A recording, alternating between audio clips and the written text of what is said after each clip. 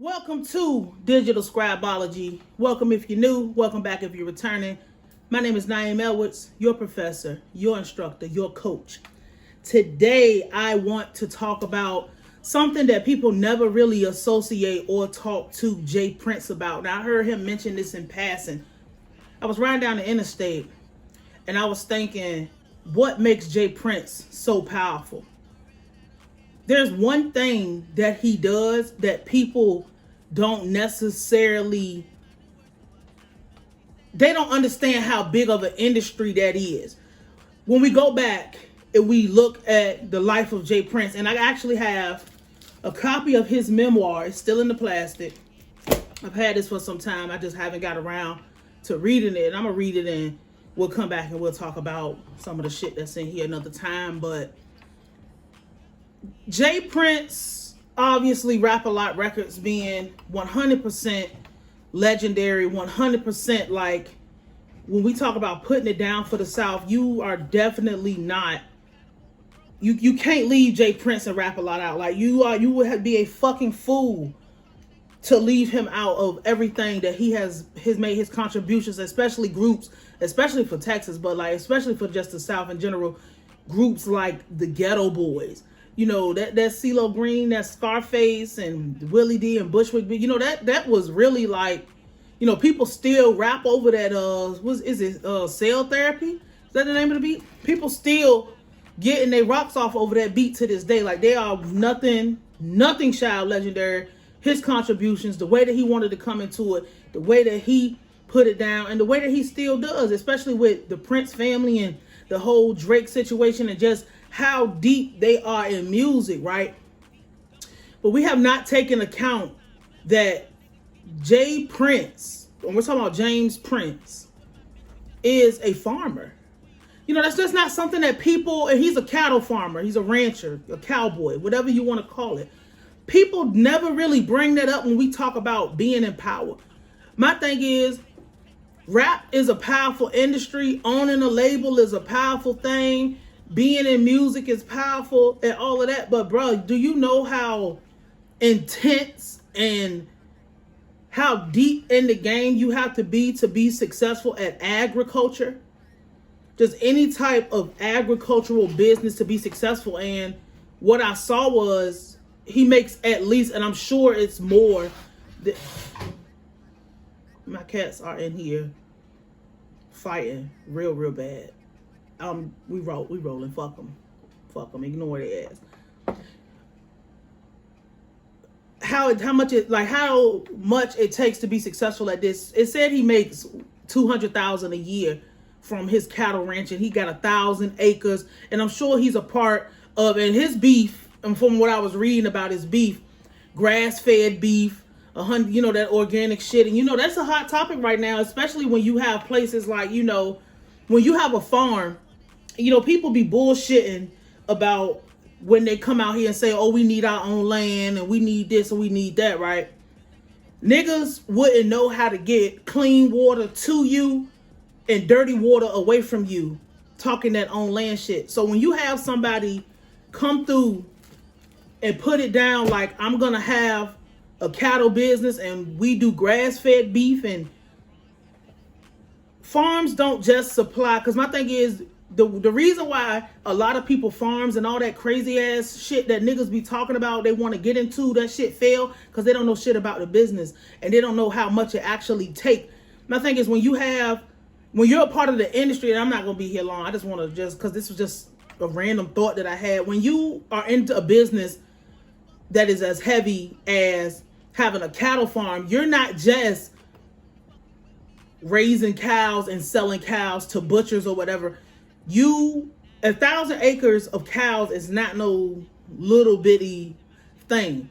You got to have relationships, and this matters because this is where a lot of his power actually is coming from. How the fuck is this man connected with people on the ground and people in the city? You think all his power came from fucking rap music? Nigga, fuck rap music. Rap fucking record labels be the fucking copy room in the back of a real live real estate business, like a real live building. Like, Your record label is the closet in the Twin Towers as far, compared to I am a part of agriculture and farming and rent that business.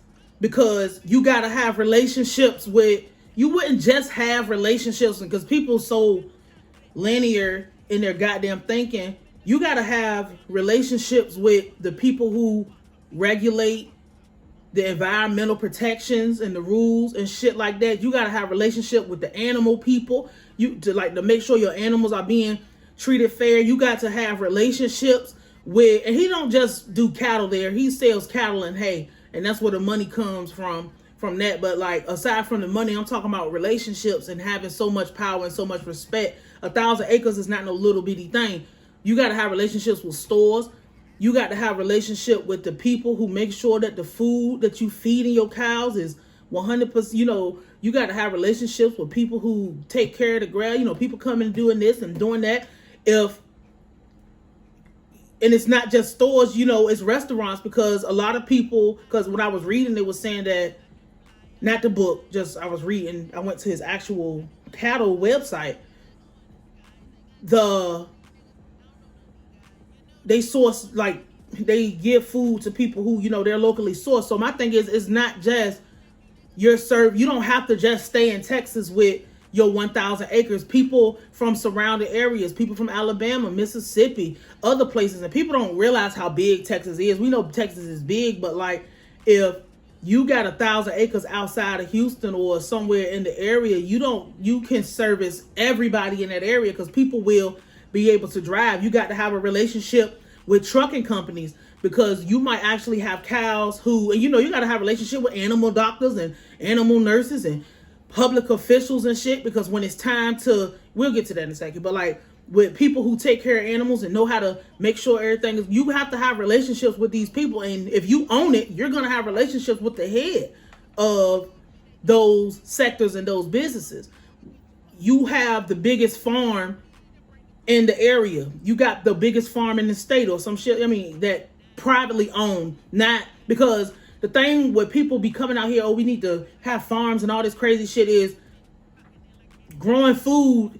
You can grow food on your own, but to have enough food to feed a state, have enough food to feed a city, to have enough food to feed a neighborhood, you got to know how to grow food before anything else. And that's why farms are, we're not in an agrarian society anymore where, everybody's just responsible for feeding themselves. Now you go to the grocery store, some motherfucker with 1,000 acres done grew all those motherfucking corn cobs and all that spinach and all that shit and them carrots. Like, the government regulates that for a reason, because in order to mass produce something, you got to know how to do the business. The fact that, back to the relationships and shit, you're gonna have to have the relationships with people in different parts of society that hip-hop don't have nothing to do with, people in parts of society that motherfuckers are not even thinking about. Texas is so big. Texas has 2 different time zones. You might be the person who, and I'm sure it will be explained in this book. Again, I will go and read this book in a couple days and we'll come back and talk about it. But you might be the primary beef source because my thing is, there's no way that the motherfuckers in the city is not getting the beef from him. It might be set up where it's just like, I live in Houston, I'm from Houston, I'm here. Because my thing, I saw on the website, he said he was supporting local businesses and stuff like that. They might get their food at a discount compared to whatever other people gonna charge. So if I'm gonna get all the meat I need at a discount, why the fuck would it? It's just not beef. Niggas think just ground, bro. The whole cow has to be, all that shit has to be disposed of. So you don't just have the food connection. Cow leather comes from cows. If you got hundreds and hundreds, like 100,000 cows or whatever, how much leather is that? You got to have relationships with people who can bring babies and shit. It's just all type of different relationships that people have not thought about, which made him. So that makes you way more powerful than having a successful rapper. Why do you think this man has been able to sustain so long with his name being synonymous with respect? This is, again, it's just a thought that I had, and how a lot of your power will come with the relationships that you have. And a lot of the relationships that he has, he doesn't have to come out and talk about them, because it's not in any of the industries that hip hop will be interested in. It's just like, if somebody's running for office, why wouldn't you want an endorsement from Prince Beef? Why wouldn't you want an endorsement for your police department from Prince Beef? I got the biggest motherfucking farm out here. I locally source. I feed these people. I come out and do events. I send donations of food. We do food drives for people, and I'm supplying the leather for the shoe factory. You know, whatever the fuck they got going on out there. You know what I'm saying? Like, those are relationships that they hold a lot more weight than a rapper not liking you, or a rapper checking in, or a rapper being scared, and all that goofy shit that niggas talk about. This is why he is respected where he's at like that. Now, people talk about him outside or wherever, but it won't matter if I'm the king where I'm at. I'm the king here. I can do here. And then when you go to other cities, and that's why it's important to have relationships with people elsewhere, is because if I am the biggest rancher, I'm a black rancher, I'm exploding the black agriculture business in the South. Why wouldn't I go to Florida and chop it up with those people and do business with them? Why wouldn't I go to California and do business in California? Why can't I go to New York? And these are all, New York and California are big farming states, by the way. So that's how a motherfucker like this would end up being in even New York and California and all that kind of stuff, because I'm making the connection. I'm bringing resources. I'm bringing this. Why wouldn't I go to Maryland? Why wouldn't I go here? I might not just want to do beef. We might want to do, I think he got pigs too, but I'm not sure. But I know he has the 1,000 acres, is definitely probably more by now. And then he has whatever the fuck he got going on his farm, and he's a black man doing the farming shit. And this is what made him powerful. This is why he's still, the music introduced him, but these other businesses and these relationships is what made him powerful. And it's just something to think about when we talk about Jay Prince in a light that's not so boogeyman-ish. You know what I'm saying? It's not so scary. It's just like, damn, this shit do make sense why he would have a fucking relationship with the police. Not saying he do, because, I mean, of course, if you a business owner at that magnitude, you have a relationship with the mayor, you have a relationship with the police, you have relationships with public officials, you have relationships with the Senate and the politics and shit, because whenever they need something, they're gonna come to you.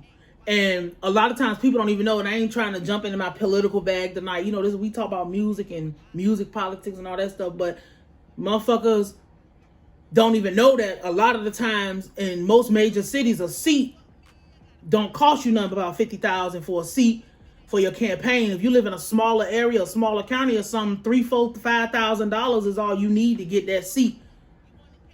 But that's something else, man. It's something to think about. So I'm about to dismiss the class. We are still in the middle of No Negative News November. It's just something I had on my mind tonight. So my name is Nayim Edwards, your professor, your coach, your instructor. The class is dismissed.